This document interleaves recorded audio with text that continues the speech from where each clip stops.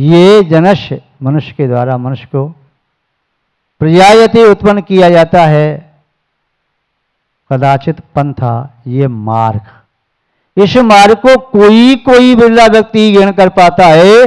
कषायों का शमन करके नीति का लाभ ले ले, विनय को धारण करके समग्र विद्या को प्राप्त कर ले, चित्त के परिणामों को निर्मल करके यश कीर्ति दशों दिशाओं में फैलाए और तपस्या करके स्वर्ग लोक व समग्र लोक देवलोक के द्वारा पूजता को प्राप्त करे, वह तीन लोक के द्वारा पूजता को प्राप्त करे और मानव अवस्था को प्राप्त करके सकलार्थ सिद्धि, संपूर्ण सिद्धियों को प्राप्त करे, पुरुषार्थ, चारों पुरुषार्थ की सिद्धि करे, सर्वा सिद्धि तक पहुँचे। इतना ही नहीं, मोक्ष को भी प्राप्त करे। ये मनुष्य के द्वारा ही संभव है।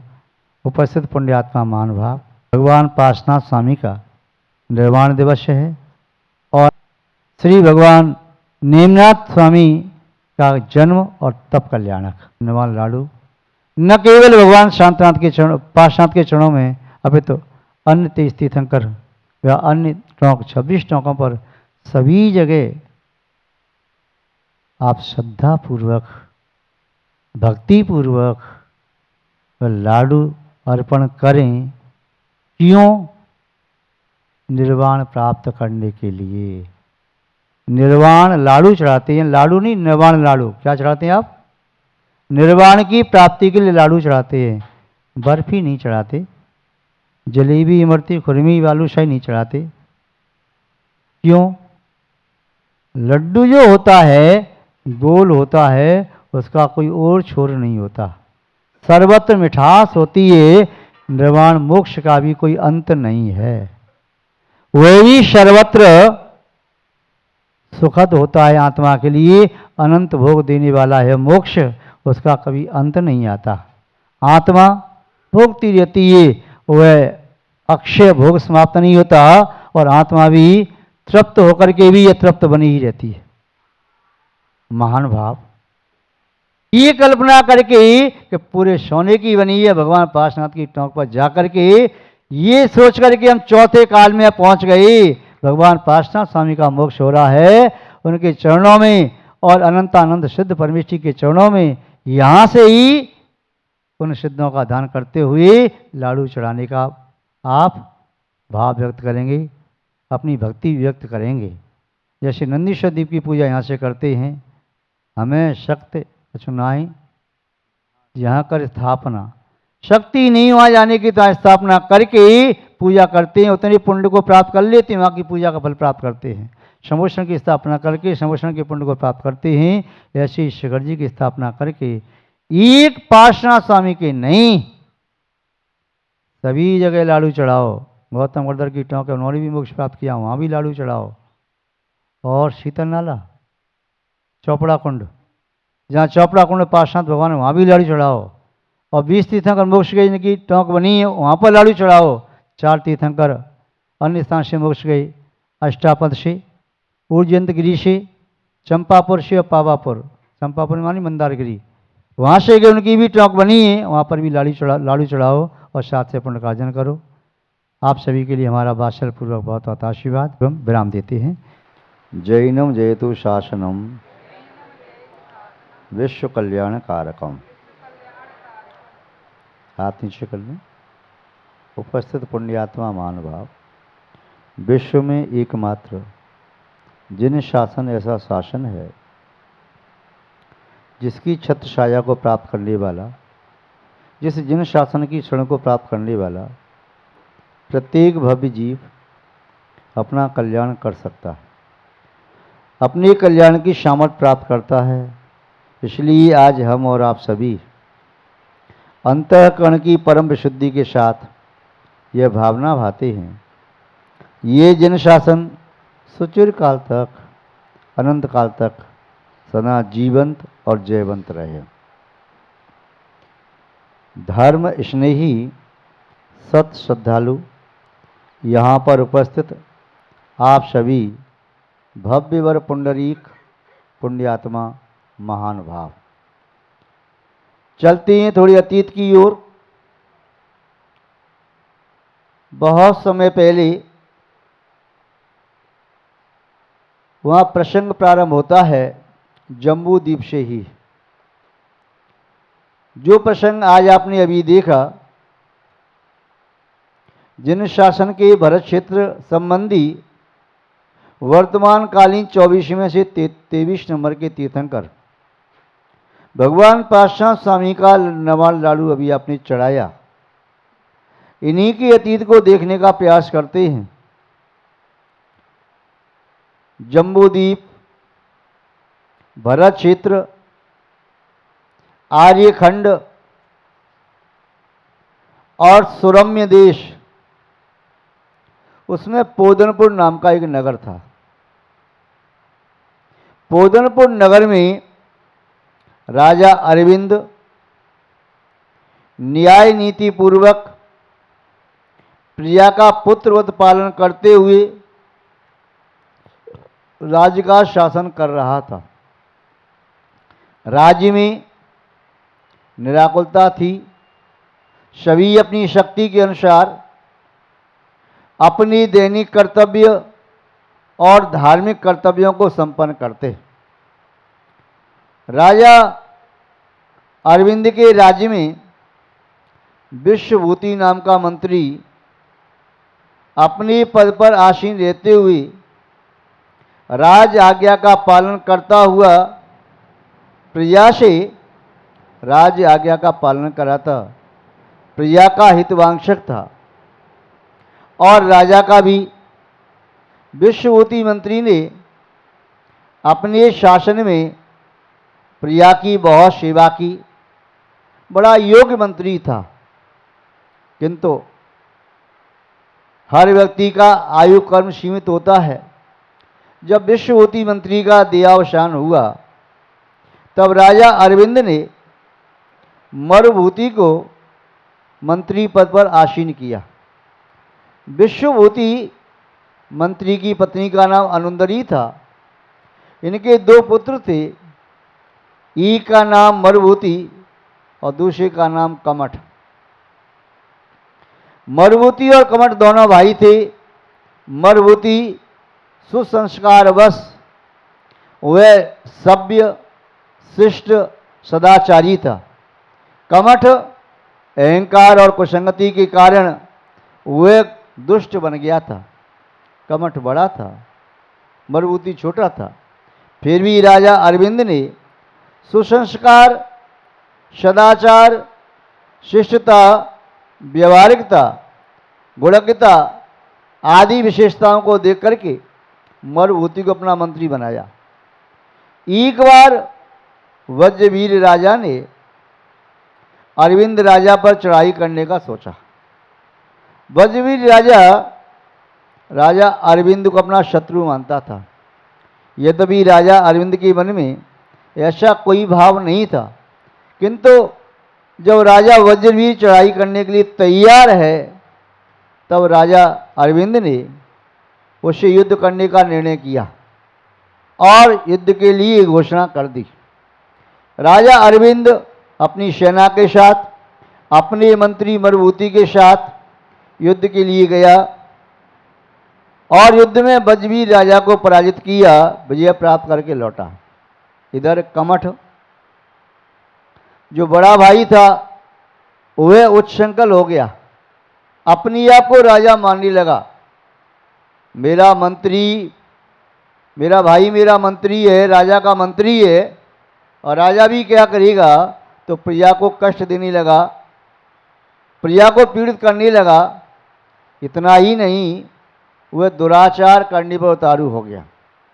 मरुभूति की पत्नी थी वसुंधरा और कमठ की पत्नी थी वरुणा।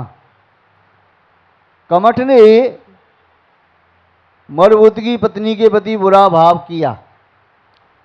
तब कमठ के मित्र कलहंस ने उसे समझाने की कोशिश की। उसे एकांत में बुलाया कलहंस को कि भाई मेरे मन में ऐसा विचार आया, उसके बिना मैं जी नहीं सकता, मुझे कैसे भी करो और मुझे वसुंधरा प्राप्त होना चाहिए।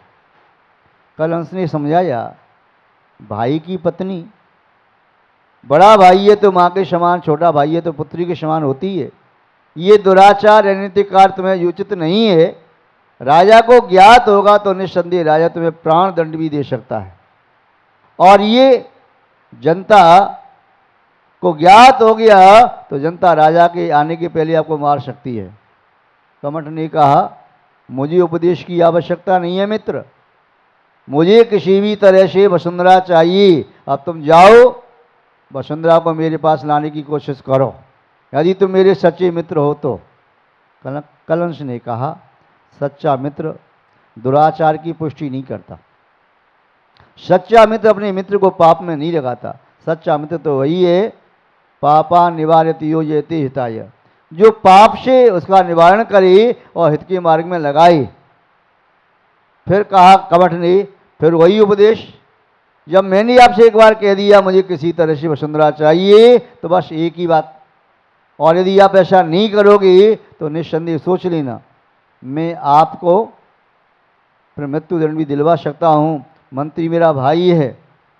कलंश ने कहा, मैं फिर आपको समझाता हूँ, अंतिम बार चेतावनी देता हूँ, ये कार्य उचित नहीं है। किंतु कमठ नहीं माना, जिद पर अड़ा रहा। कलंश मरुभूति की पत्नी वसुंधरा के पास गया, वसुंधरा से कहा कि मैं कमठ के यहाँ से आया, वहाँ कमठ का स्वास्थ्य खराब है, यदि मरुभूति भाई होता तो अपने भाई को वह उसका ध्यान रखता, सेवा करता, प्राणपण से मरुभूति अपने भाई को चाहता है, आप जानती हैं। इस समय उनका जीवन संदेह में पड़ा हुआ है, कमठ जीवित बचेगा भी या नहीं मैं कह नहीं सकता।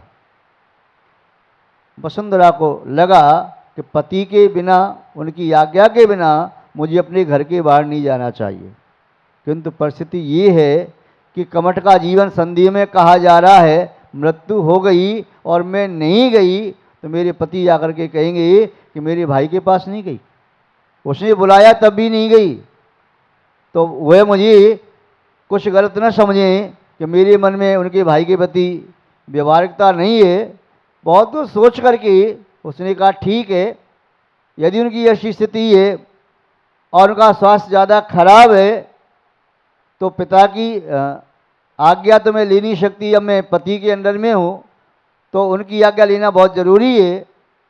उन्होंने कहा कलंश ने कि अब उनका अप्पा समाचार में पहुँच नहीं सकता, वह युद्ध में संलग्न होंगे, आपको उचित यही है कि आप उन्हें सांत्वना दे करके आएँ। बेचारी वसुंधरा वह कमठ के पास गई, पूछा वरुणा से, कहाँ है, स्वास्थ्य कैसा है। वरुणा भी कमठ की आज्ञा में थी, उसे वैसे था मालूम भी नहीं था कुछ गलत हो सकता है, किंतु उसने कहा अंदर कक्ष में है। वसुंधरा अंदर कक्ष में गई, कमठ ने कुटिलतापूर्वक दुष्टता के साथ उसके साथ व्यवचार किया। बेचारी वसुंधरा अपने शील की रक्षा न कर सकी, बहुत वह रोई चिल्लाई दुखी हुई।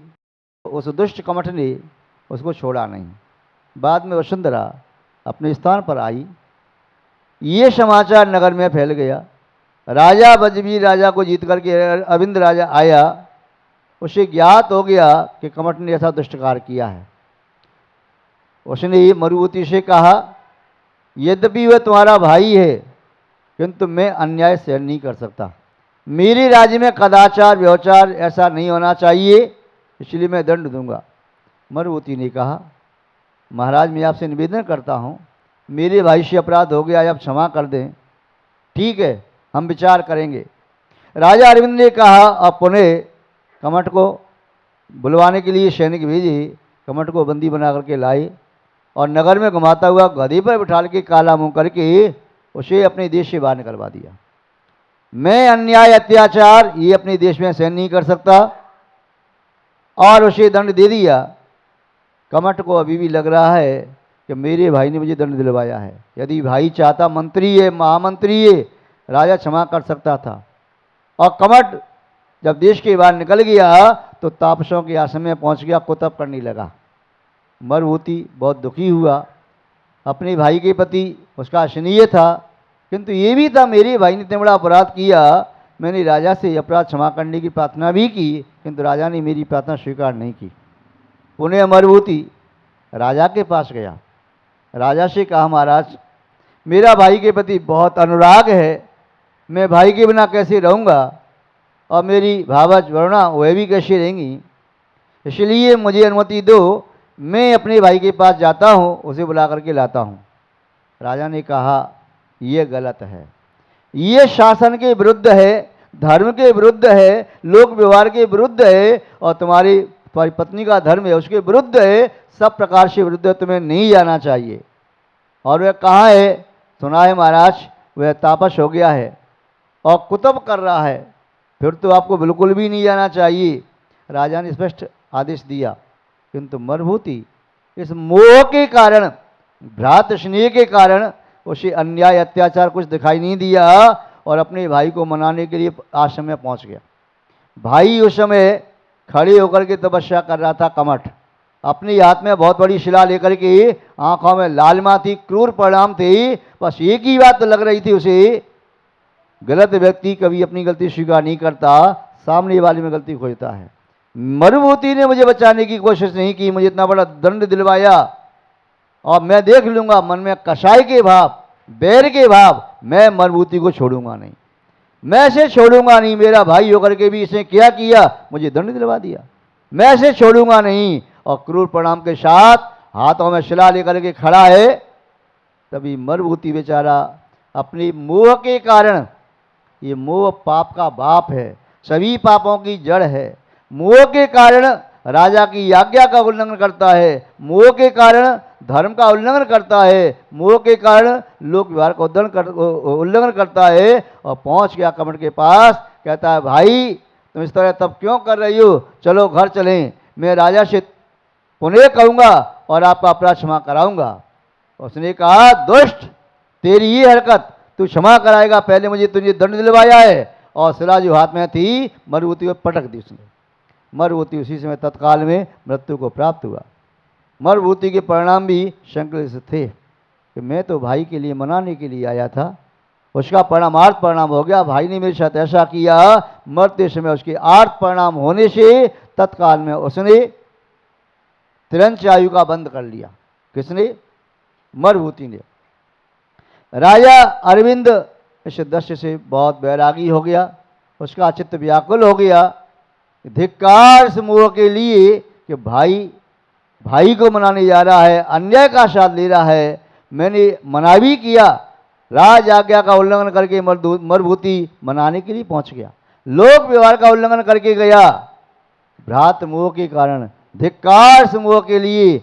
और ये सब सोचते हुए राजा अरविंद ने दीक्षा ग्रहण कर ली।